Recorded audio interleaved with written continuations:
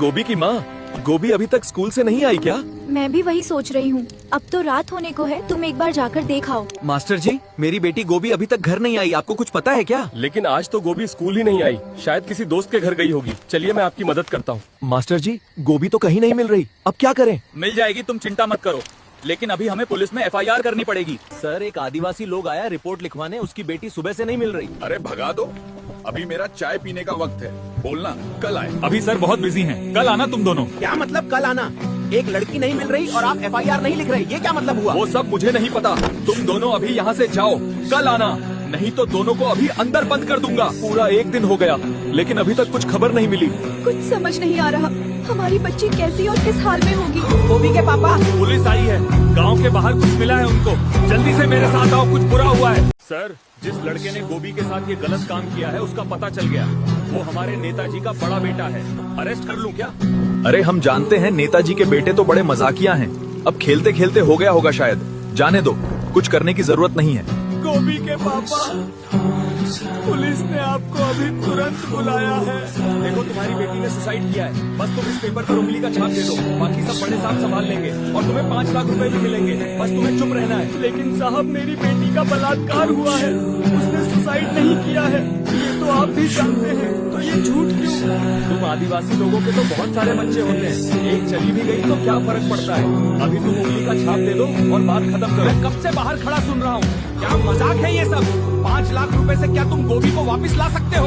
एक लड़की का बलात्कार हुआ है और आप लोग पुलिस होके दलाल बन रहे हो। देख लूंगा मैं आप सबको।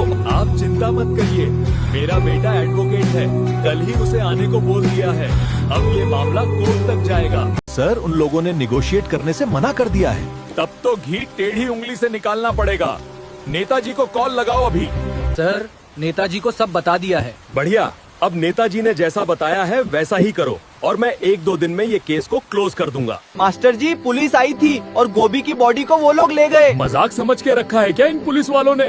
अभी देखता हूँ इन लोगों को। सुनिए ऑफिसर, ये क्या जबरदस्ती है और कहाँ है गोभी की बॉडी? हम लोगों ने अंतिम क्रिया कर दी है बड़े साहब के हुक्म से।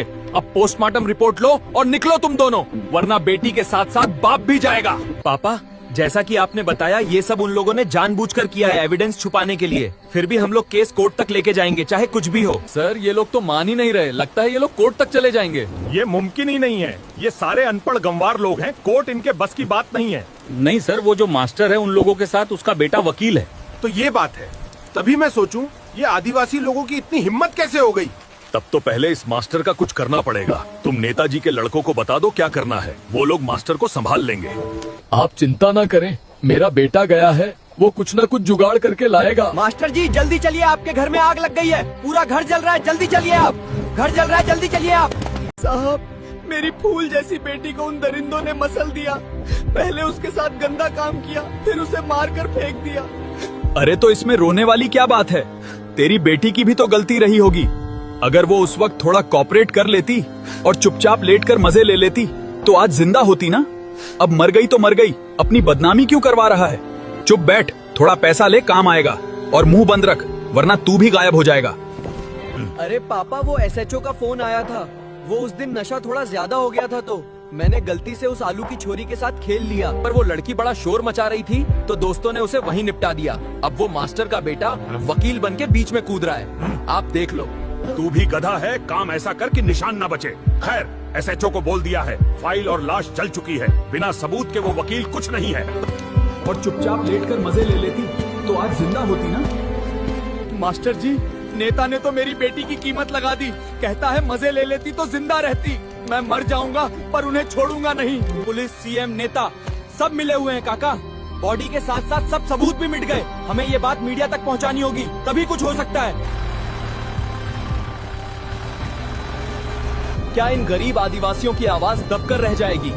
अगर आप आगे भी देखना चाहते हैं तो हमें फॉलो करके कमेंट में पार्ट 5 जरूर लिखें।